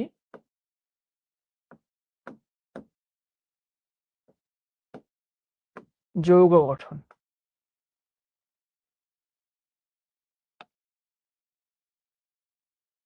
একটা ছিল অধিশোষণ, একটা হচ্ছে অন্তর্বর্তী যৌগ গঠন। তোমরা কখনো কি এরকম হয় না যে ধরো কোন একটা রাস্তা দিয়ে যাচ্ছ, এখন কোন একটা রাস্তা দিয়ে যাওয়ার সময় দেখলা যে ওই রাস্তায় অনেক জ্যাম। তখন আমরা কি করি? তখন আমরা করি হইতেছে ওই রাস্তায় না গিয়ে আমরা একটু একটু বাইপাস দিয়ে যাওয়ার চেষ্টা করি। এরকম তো প্রায় হয়, তাই না? যে কোনো একটা রাস্তায় তুমি যখন যাবা, তখন দেখলা যে মেইন রাস্তায় অনেক জ্যাম। অনেক জ্যাম মানে হইতেছে যে আমি সেখানে না গিয়ে এটা বাইপাস রাস্তায় গেলাম আর কি। আর অন্তর্বর্তী মানে হইতেছে, অন্তর্বর্তী মানে ইন্টারমিডিয়েট। ইন্টারমিডিয়েট মানে হইতেছে যেটা অল্প সময়ের জন্য থাকে আর কি, বেশি সময়ের জন্য না। যেমন তোমরা ইন্টারমিডিয়েটে পড়ো। সো ইন্টারমিডিয়েট কেন তোমাদেরকে বলে? কারণ স্কুল অনেক বড় একটা সময় কাটাইছো, সামনে কলেজে অনেক বড় একটা ভার্সিটিতে অনেক বড় একটা সময় কাটাবা। সো সামনে এই এটা তোমাদের ইন্টারমিডিয়েট, মাঝামাঝি। এখন অন্তর্বর্তী যৌগ গঠন করে কেন বা কিভাবে করে, ধরো তোমাদেরকে উদাহরণটা দেই।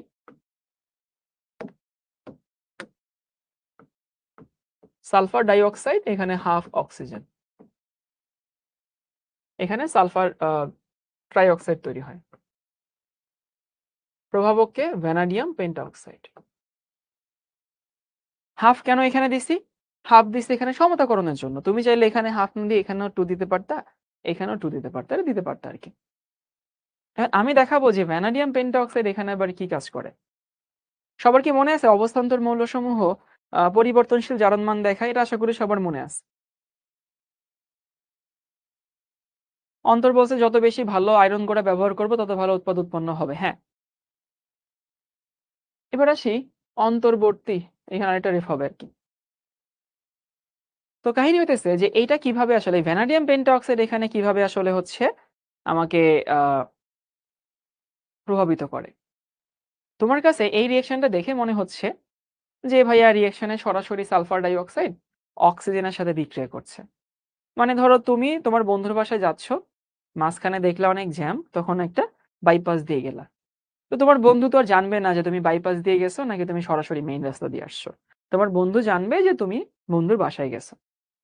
তো এখানেও খালি চোখে দেখে মনে হয় যে সালফার ডাই অক্সাইড সরাসরি অক্সিজেনের সাথে বিক্রিয়া করছে। কিন্তু এখানে একটা কাহিনী হয়। কাহিনী হইতেছে এইটা যে প্রথমে আমি মেকানিজম দেখাচ্ছি এই বিক্রিয়ার। প্রথমে এই সালফার ডাই অক্সাইড সে বিক্রিয়া করে এই ভ্যানাডিয়াম পেন্টঅক্সাইডের সাথে। মানে আমি বিক্রিয়ার কৌশল দেখাচ্ছি তোমাদেরকে, বিক্রিয়াটা ভেতরে ভেতরে কি হয় আর কি। তখন এখানে সালফার ট্রাই অক্সাইড তৈরি করে, মানে দেখো যে ভ্যানাডিয়ামের 5টা অক্সিজেনের মধ্যে একটা আসলে সালফার নিয়ে নেয়, এখানে ভ্যানাডিয়াম টেট্রা অক্সাইড থাকে। এবং বুঝতে পারো যে এইখানে ভ্যানাডিয়ামের যোজনী হচ্ছে 5, এইখানে আবার 4। তো বলতে পারো যে ভ্যানাডিয়ামের যোজনী কেন পরিবর্তন হইলো, কারণ ভ্যানাডিয়াম তো ভাই অবস্থান্তর মৌল, সে তো ভাই সে পরিবর্তনশীল জারণ মান দেখাতে পারে। তাহলে ভ্যানাডিয়ামের এখানে পরিবর্তনশীল জারণ মান ব্যবহার করলো এবং পেন্টা অক্সাইড থেকে টেট্রা অক্সাইডে পরিণত করলো। ওকে, তারপরে কি হয়, এই ভ্যানাডিয়াম টেট্রা অক্সাইড সে হচ্ছে অক্সিজেনের সাথে বিক্রিয়া করে, আবার করে ভ্যানাডিয়াম পেন্টা অক্সাইড আগের মতো ভ্যানাডিয়াম পেন্টা অক্সাইডই থাকে। তাহলে আসলে দিন শেষে কি হইলো, দিন শেষে এই ভ্যানাডিয়াম পেন্টা অক্সাইডও হইলো, কিন্তু আসলে সালফার ডাই অক্সাইড থেকে সালফার ট্রাই অক্সাইডে পরিণত হইলো।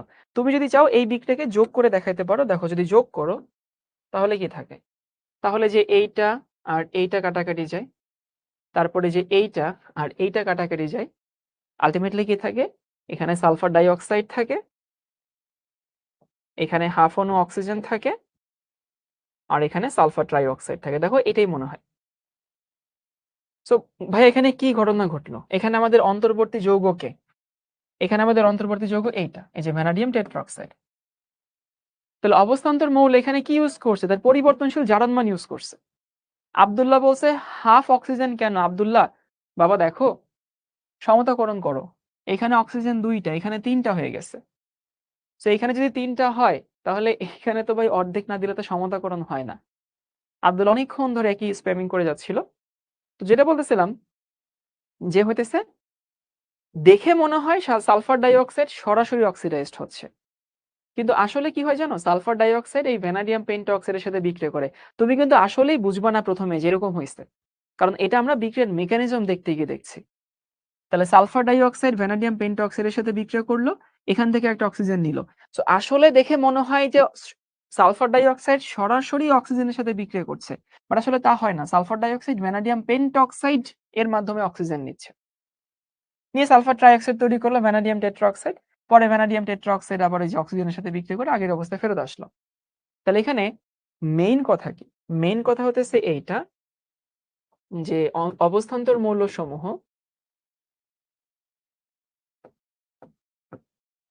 অবস্থান্তর মৌল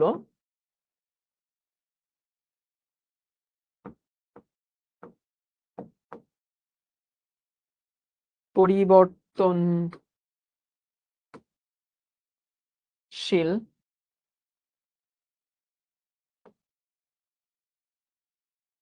জারণ মান ব্যবহার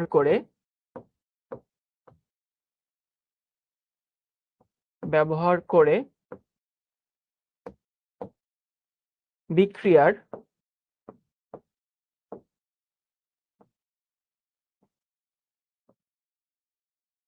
একটা বিকল্প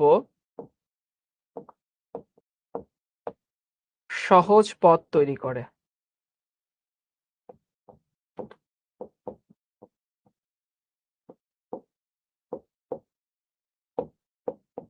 এই যে দেখো বাইপাস দিয়ে গেল, সে মেইন রাস্তা দিয়ে গেল না।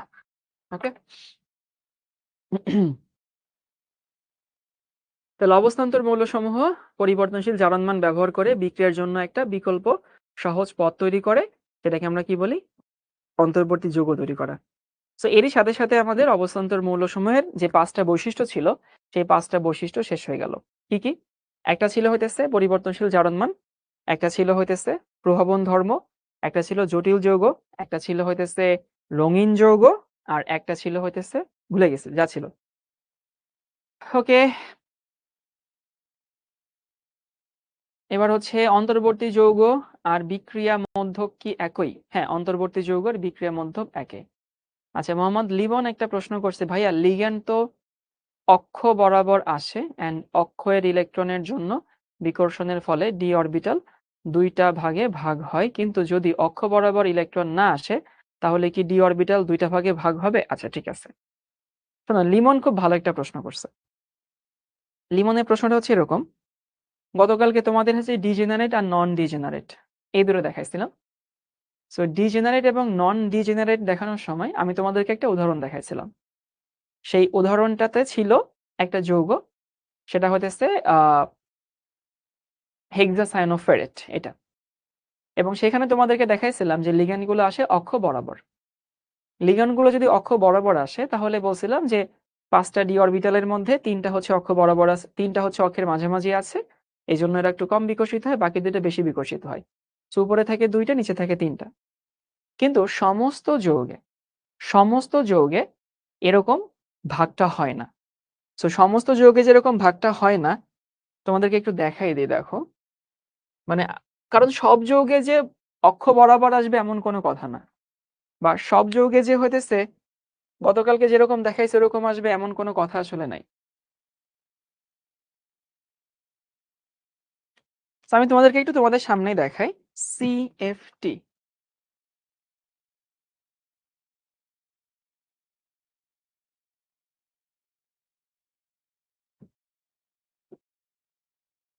এই দেখো, এই হচ্ছে গতকালকে আমি তোমাদের দেখাইছিলাম ক্রিস্টাল ফিল্ড থিওরি। আশা করি সবাই একটু দেখতে পাচ্ছ। এখন ক্রিস্টাল ফিল্ড থিওরি আমি যদি এখানে তোমাদেরকে দেখাই, গতকালকে যেটা দেখাচ্ছিলাম সেখানেই যাই। গতকালকে তোমাদের যে যৌগটা দেখাইছিলাম সেই যৌগের আকৃতি হইতেছে মানে আমি এখানে কি বুঝাতে যাচ্ছি সেটা একটু বোঝার চেষ্টা করো। গতকালকে তোমাদেরকে এটা দেখাইছিলাম, উপরে হচ্ছে 2টা আর নিচে হচ্ছে 3টা, দেখো মনে আছে কিনা। কিন্তু প্রশ্ন হচ্ছে ভাই এর বাইরেও না অনেক কিছু আছে। যেমন এটা হচ্ছে অক্টাহেড্রাল গঠনের মধ্যে। না, এখানে ডার্ক করা দরকার নেই ভাই, এখানে ওদের কিছু বুঝার নাই, ওদেরকে আমি যা বোঝাতে যাচ্ছি সেটা বুঝাইলে হইতেছে। পেন্টাগোনাল বাইপিরামিড, দেখো এখানে কিন্তু অন্য রকমের ভাগ হয়েছে। স্কোয়ার এন্টিপ্রিজমেটিক যৌগের গঠন যদি অন্য কিছু হয় তাহলে দেখো এখানে কিন্তু অন্যরকম ভাগ হয়েছে, দেখো। তারপরে যদি স্কোয়ার প্ল্যানার হয়, সমতলীয় বর্গ যেটা দেখাইছিলাম, এই যে একই তলের উপর বর্গ, সেখানে অন্য রকমের ভাগ হয়েছে। যদি এরকম হয় তাহলে অন্যরকম ভাগ হয়েছে। যদি চতুস্তলকীয় হয় তাহলে দেখো এরকম ভাগ হয়েছে। মানে আমি বলতে চাচ্ছি এখানে যা আছে এটা ডার্ক করার দরকার নেই, যে ডার্ক ধরো করেই দিলাম, তো কিছু হইলো না, যাই হোক। সো আমি তোমাদেরকে এটা বলতে চাচ্ছি যে আমি তোমাদেরকে গতকালকে যে জিনিসটা দেখাইছি ডিজেনারেট এবং নন ডিজেনারেট, সেইটা হইতেছে যতগুলো যৌগের গঠন পসিবল তার মধ্যে একটার জন্য প্রযোজ্য ছিল, বুঝছো। কিন্তু ওই একটাই সুন্দর মতো ব্যাখ্যা করা যায়, তোমাদের বইয়ে একটাই আছে। তো আমি গতকালকে তোমাদেরকে বলতে ভুলে গেছিলাম যে এটা শুধু ওই একটা যৌগের জন্য প্রযোজ্য আর কি, ঠিক আছে। আচ্ছা, ওর নামটা একটু পড়ি ভাই, সমস্যা নেই। আচ্ছা, না যা উপরে যান, সমস্যা নেই। আচ্ছা, ওর নাম হইতেছে শুভ। শুভ ভাই, তুমি যেটা করছো কাজটা আসলে ঠিক করো নাই। কোন ইলেকট্রন সন্নিবেশ বন্ধন গঠন করবে কি করবে না তা আমরা কিভাবে বুঝবো? এটা এক্সপেরিয়েন্স পড়ে এক্সপেরিয়েন্স থেকে বুঝবা। ওই একই প্রশ্ন 30 বার হচ্ছে কপি পেস্ট করছে আর কি, ঠিক আছে। তাইলে তোমাদের এখন আমি বলে দেই, আমি তোমাদেরকে যেটুকু পড়াইছি সেইটুকু হচ্ছে যেখান থেকে পর্যায়বৃত্ত ধর্ম শুরু হয়েছে, এস ব্লক পড়াইছি, পি ব্লক পড়াইছি, আর হচ্ছে ডি ব্লক পড়াইছি। এফ ব্লক কিছু পড়তে হবে না, এফ ব্লকে পড়ার কিছু নাই। এফ ব্লকে আমাদের ল্যান্থানাইট সিরিজ আর অ্যাক্টিনাইট সিরিজ আছে। ল্যান্থানাইট সিরিজ, অ্যাক্টিনাইট সিরিজ আসলে সপ্তাহজস্ক্রিয় মৌল দিয়ে ভরা, ওগুলো রেগুলার যৌগ তৈরি করে না। তো যেহেতু রেগুলার যৌগ তৈরি করে না সেহেতু হইতেছে হয় না। তানিশা বলছে ভাই সেকেন্ড অক্সিজেন কোথা থেকে পায়, নাকি বাহির থেকে দিতে হয়? না, অক্সিজেন তো বিক্রিয়া স্থলেই তুমি দিয়ে দিছো, মানে বিক্রিয়া যা হওয়ার তাই হয়েছে, খালি একটু মেকানিজমটা চেঞ্জ হয়েছে। যে আগে normally sulphur die oxide oxygen নিতে অক্সিজেন থেকে, আর এখানে সে অক্সিডাইজড হচ্ছে ভ্যানাডিয়াম পেন্টঅক্সাইড থেকে। ল্যান্থানাইট পর্যায়ের মৌল কি কোনো যৌগ গঠন করে না? শাহেদ আহমেদ, হ্যাঁ করে। কিন্তু সেই যৌগগুলো আসলে মানে আমরা আসলে কাদের ধর্ম নিয়ে পড়ি? যাদের ধর্ম নিয়ে পড়লে অনেক কিছু ব্যাখ্যা করা যায়, ব্যাখ্যা দেওয়া যায়। কিন্তু ধরো একটা মৌল একটা স্পেশাল একটা যৌগ তৈরি করে। একটা মৌল একটাই যৌগ তৈরি করে এবং যেটা খুব একটা আসলে হচ্ছে রেলেভেন্ট না বা প্রাসঙ্গিক না। এইজন্য হইতেছে ওটা আমরা পড়াশোনা করি না। এভাবে কি কেটে দেওয়া যাবে? হ্যাঁ, কেটে দেওয়া যায়। মানে বুঝাচ্ছি যে দিন শেষে তুমি ওটাতেই ফেরত যাবে। একই রিঅ্যাকশন। নাম হচ্ছে তনয়। তারপরে হচ্ছে বিরল মৃত্তিকা ধাতু কি? ল্যান্থানাইট সিরিজ, অ্যাক্টিনাইট সিরিজকে বিরল মৃত্তিকা বলে। এই চ্যাপ্টারের কয়টা পার্ট হবে? আর অনেকগুলো ক্লাস হবে। ভাইয়া আচ্ছা। মাহাদি একটা প্রশ্ন করছে ভাই একটু উপরে যান তো। ভাই আয়রনে s অরবিটালে তো ২ টা ইলেকট্রনই আছে। তাহলে সে ইলেকট্রন ছাড়লো কেন? ছাড়ার পরেও তো সে স্থিতিশীল হলো না। s এ ২ টা আছে হচ্ছে মাহাদি কারণ s হচ্ছে বহিঃস্থ শক্তি স্তর। তুমি ধরো স্যান্ডো গেঞ্জি পড়ছো, পাঞ্জাবি পড়ছো। এখন যদি খুলতে হয় তুমি কোনটা আগে খুলবা? স্যান্ডো গেঞ্জি আগে খুলবা না পাঞ্জাবি খুলবা? অবভিয়াসলি তুমি পাঞ্জাবি আগে খুলবা কারণ পাঞ্জাবি তুমি উপরে পড়ছো। তাহলে আয়রনের 4s এ ২ টা ইলেকট্রন আছে। 4s হচ্ছে আয়রনের সবথেকে বাইরের শক্তি স্তর। সো বাইরের শক্তি স্তর যদি হয় তাহলে 4s থেকে আগে ছাড়বে। মেহেদী বলছে ল্যাটিস শক্তি এই ক্লাসের টপিক না, সামনে এটা নিয়ে আলোচনা করা হবে, সমস্যা নেই।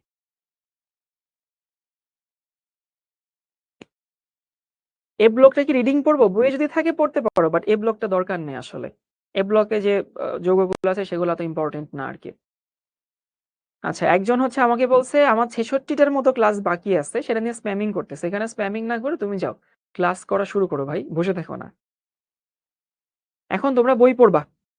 বই পড়বা কিভাবে? বইয়ের শুরু থেকে। শুরু থেকে এমন কিছু না যে হইতেছে বইয়ে যা আছে আমি সব পড়াই দিচ্ছি। ব্যাপারটা তা না।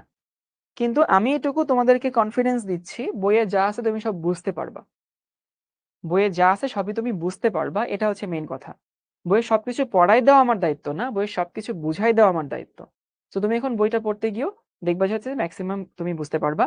আর যদি কেউ কোথাও বই পড়তে গিয়ে না বুঝো তাহলে রেকর্ড দেখে নিও, নোট দেখে নিও। চেষ্টা করবা রেকর্ড পরে দেখার। আগে নোট দেখে বোঝার চেষ্টা করবা। ওকে? গুণগত রসায়নের দ্রাব্যতার পাঠটুকু এই চ্যাপ্টার শেষে হবে। এই চ্যাপ্টার শেষে হচ্ছে গুণগত রসায়নের দ্রাব্যতার পাঠটুকু হবে। ভাই বই পড়তে অনেক কষ্ট হইতেছে, অনেক কি করবো? আলমগীর, আলমগীর আমি কি কখনোই তোমাদেরকে বলছি পড়াশোনা খুব ইজি কাজ? বই পড়তে মজা লাগবে না, কারণ ভাই আমি তো এখানে সুন্দর মতো গুছায় তোমাদেরকে পড়াচ্ছি। বই অত গুছায় লেখা না। সো বই পড়তে ভালো লাগবে না, বই পড়তে একটু অগোছালো লাগবে। তুমি যদি মনে করে থাকো যে আমি বই পড়বো, যা লাইন লেখা থাকবে সবই প্রথমবার বুঝে যাবো, প্রথমবার মুখস্থ হয়ে যাবে, না, দ্যাটস নট দ্য রিয়েলিটি। তোমাকে রিয়েলিটি আসতে বই পড়বা, স্ট্রাগল করবা, বই ভালো লাগবে না, অগোছালো লাগবে, কিন্তু বই পড়তে হবে। বই পড়তে হবে অথবা শিখর প্র্যাকটিস শিট, শিখর পরীক্ষাগুলো। আর তোমাদের মধ্যে একটা প্রবণতা আছে, তোমরা পরীক্ষাগুলো দাও না। আমি তোমাদেরকে আগেও বলছিলাম ক্লাসে যে তুমি শিখর সাথে আগাবা।